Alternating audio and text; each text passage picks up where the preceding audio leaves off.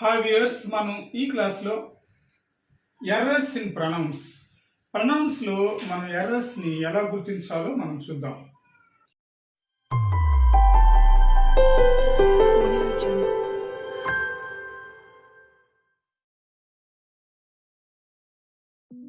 Errors on ప్రొనౌన్స్ని discuss చేసే ముందుగా మనం interrogative pronouns and reciprocal pronouns గురించి డిస్కస్ చేద్దాం. ఇంటరాగేటివ్ ప్రొనౌన్స్ అంటే ఏంటి? WH వర్డ్ క్వశ్చన్స్ అన్నమాట. అంటే హూ, వాట్, విచ్, వై. ఇలా మనం వీటిని ఇంటరాగేటివ్ ప్రొనౌన్స్ అని ఎలా గుర్తించవచ్చు అంటే వీటి పక్కనే కానీ వర్బ్ కానీ ఉంటే వీటిని ఇంటరాగేటివ్ ప్రొనౌన్స్ అంటాం. ఓకే, ఇక్కడ చూడండి, who is, what is, which is and why is కానీ వై ఆర్ కానీ పక్కనే కానీ వెర్బ్స్ కానీ ఉంటే వాటిని ఇంటరాగేటివ్ ప్రొనౌన్స్ అని మనం అంటాం. అలాగే రెసిప్రోకల్ ప్రొనౌన్స్ అంటే ఏంటి? రెసిప్రోకల్ ప్రొనౌన్స్ అంటే one another, each other. One another అనేది అంటే ఎక్కడ యూజ్ చేస్తాం? వన్ అనదర్ ని మోర్ దాన్ టూ పర్సన్స్ వచ్చినప్పుడు మనం వన్ అనదర్ అనేది యూజ్ చేస్తాం. ఈచ్ అదర్ అనేది ఎక్కడ యూజ్ చేస్తాం? బిట్వీన్ టూ పర్సన్స్, అంటే టూ థింగ్స్, అంటే రెండిటి మధ్య మాత్రం వచ్చినప్పుడు మనం ఈచ్ అదర్ అనేది ఉపయోగిస్తాం. Example, they liked one another. They liked అన్నప్పుడు ఇక్కడ వన్ అనదర్, ఈచ్ అదర్ అన్నప్పుడు ఇక్కడ వన్ అనదర్ ఎందుకంటే మోర్ దాన్ టూ, అంటే ఇక్కడ దే అంటే మోర్ దాన్ టూ కాబట్టి మనం ఇక్కడ వన్ అనదర్ అనేది యూజ్ చేసాం. అలాగే the couple loved each other. ఇక్కడ ఈచ్ అదర్ అంటే ఏంటి? Only between two persons. ఇక్కడ కపుల్ అంటే టూ పర్సన్సే కాబట్టి మనం ఇక్కడ ఈచ్ అదర్ అనే దాన్ని యూజ్ చేస్తాం.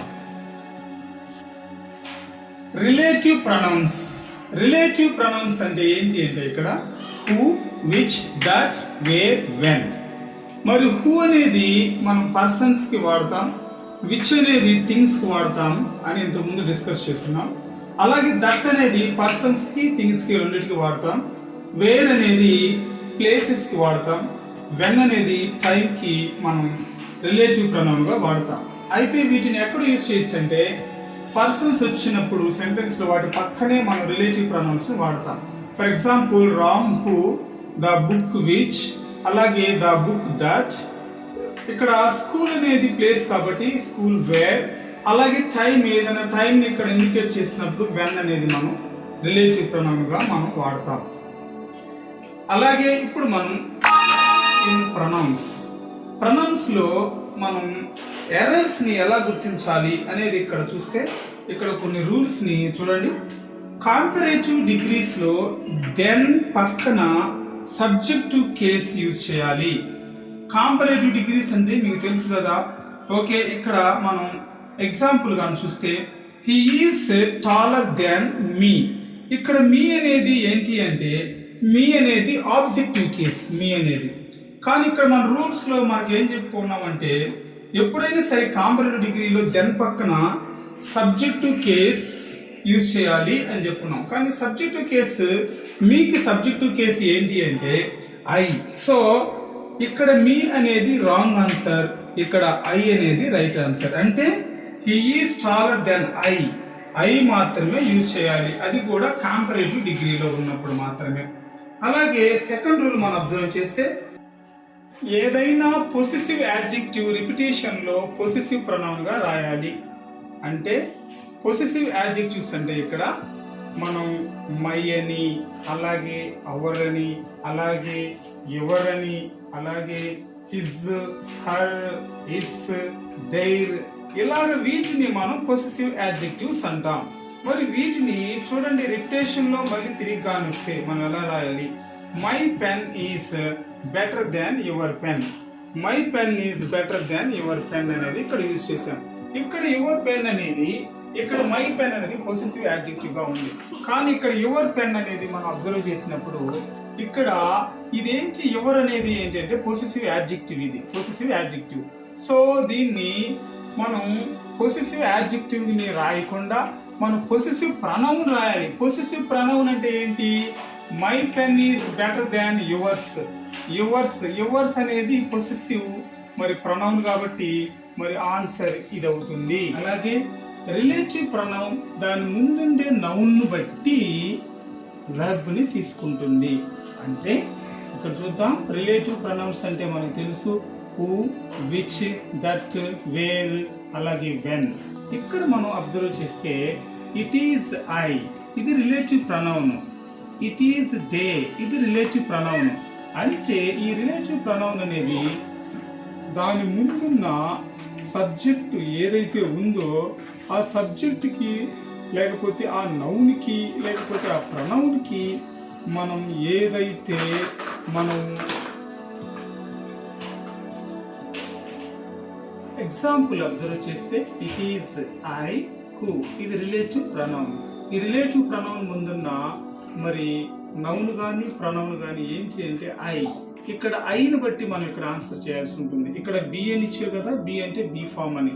ఇక్కడ ఐకి యూజ్ చేసే బీ ఫామ్ ఏంటి అంటే యామ్ అనేది మనం యూజ్ చేస్తాం. So it is I who am your classmate అంటే ఇక్కడ రిలేటివ్ ప్రొనౌన్ ముందున్న నౌన్ కానీ ప్రొనౌన్ కానీ లేదా అక్కడున్న సబ్జెక్ట్ని బట్టి మనం ఇక్కడ వెర్బ్ అనేది రాయాల్సి ఉంటుంది. నెక్స్ట్ ఇట్ ఈస్ దే, ఇక్కడ దే అనేది వచ్చింది, ఇక్కడ హూ అనేది ఉంది. ఇది రిలేటివ్ ప్రొనౌన్. అంటే రిలేటివ్ ప్రొనౌన్ ముందున్న సబ్జెక్టు లేకపోతే ప్రొనౌన్ లేకపోతే నౌన్. ఇక్కడ రిలేటివ్ ప్రొనౌన్ హూ కదా, మరి ఇక్కడ మరి సబ్జెక్ట్ ఏంటి దే కదా. ఇక్కడ దేని బట్టి మనం ఆన్సర్ చేయాల్సి ఉంటుంది. దే హ్యావ్, దే హ్యాస్ అన్నప్పుడు మనం ఇక్కడ దే హ్యావ్ అనేది యూజ్ చేయాలి. నెక్స్ట్ చూడండి, ఫోర్త్ రూల్, సచ్, సేమ్ ల తర్వాత యాజ్ ను రిలేటివ్ ప్రొనౌన్ గా వాడాలి. సచ్, సేమ్ ల తర్వాత యాజ్ ను రిలేటివ్ ప్రొనౌన్ గా వాడాలి. ఇక్కడ మనం ఎగ్జాంపుల్ గా చూస్తే this is the same watch as you bought from Japan. ఇక్కడ మనం చెప్పుకున్నట్లుగానే సేమ్ అనే సచ్చిన తర్వాత మనం యాజ్ అనేది రిలేటివ్ ప్రొనౌన్ గా వాడాలి అని చెప్పుకున్నాం. సేమ్ వాచ్ అని వచ్చింది కాబట్టి ఇక్కడ మనం అంటే 100% సేమ్ వాచ్ వచ్చింది కాబట్టి మనం 100% ఇక్కడ యాజ్ అనే దాన్ని వాడాలి. అలాగే bodies, ones, take always singular verb. ఇక్కడ బడీస్ అంటే ఇది ఇండిఫినిట్ ప్రొనౌన్స్ అంటాం. బడీస్ కానీ వన్స్ కానీ అంటే సంబడి, సమ్వన్, అలాగే everyone, no one, nobody, everybody. ఇలాగా బడీస్, వన్స్ కానీ వచ్చినప్పుడు మనం సింగులర్ వెర్బ్ని యూజ్ చేస్తాం. ఇక్కడ బడీ అనేది మరి మనం ఏ అంటే సంబడి వచ్చినా, నోబడి వచ్చినా, ఎనీబడి వచ్చినా, ఎవ్రీబడి వచ్చినా మనం ఈజ్ సింగులర్ వెర్బ్ని మాత్రమే యూజ్ చేస్తాం. అలాగే సమ్ వన్ వచ్చినా, ఎనీ వన్ వచ్చినా, ఎవ్రీ వన్ వచ్చినా, నో వన్ వచ్చినా మనం ఇక్కడ సింగులర్ వెర్బ్ని మాత్రమే యూజ్ చేస్తాం. అలాగే సిక్స్త్ రూల్లో ప్రొనౌన్స్ని ఒక ఆర్డర్స్లో మనం రాయాలి. ఒక ఆర్డర్లో ఎలా రాయాలి? అఫర్మేటివ్ సెంటెన్స్, డిక్లరేటివ్ సెంటెన్స్ అంట. అంటే ఇవి ఒక పాజిటివ్ స్టేట్మెంట్స్. పాజిటివ్ స్టేట్మెంట్స్ వచ్చినప్పుడు మనం ఎట్లా యూజ్ చేయాలి అంటే చూడండి, ఫస్ట్ అఫర్మేటివ్లో మనం ఫస్ట్ సెకండ్ పర్సన్ రాయాలి, తర్వాత థర్డ్ పర్సన్ రాయాలి, తర్వాత వచ్చేసి ఫస్ట్ పర్సన్ రాయాలి. దేంట్లో? అఫర్మేటివ్ కానీ డిక్లరేటివ్ సెంటెన్స్లో. అలాగే నెగటివ్లో కానీ అబ్జర్వ్ చేస్తే నెగటివ్లో ఈ ఆర్డర్ని మనం ఫాలో అవ్వాలి. ఫస్ట్ పర్సన్ రాయాలి, తర్వాత సెకండ్ పర్సన్ రాయాలి, తర్వాత థర్డ్ పర్సన్ రాయాలి. ఇక్కడ ఫర్ ఎగ్జాంపుల్ చూడండి, ఐ, తర్వాత వచ్చేసి యు, అలాగే హీ ఇచ్చాడు. ఐ అనేది ఏ పర్సను? First person. యు అనేది ఏ పర్సను? Second person. హీ అనేది ఏ పర్సను? Third person. ఇలా ఇచ్చినప్పుడు మనం అఫర్మేటివ్ సెంటెన్స్లో మనం చెప్పుకున్నట్లుగా అఫర్మేటివ్ సెంటెన్స్ ఏం రావాలి? ఫస్ట్ సెకండ్ పర్సన్ రావాలి. అంటే సెకండ్ పర్సన్ అంటే ఏంటి? వీటిలో యు అనేది యూజ్ చేయాలి.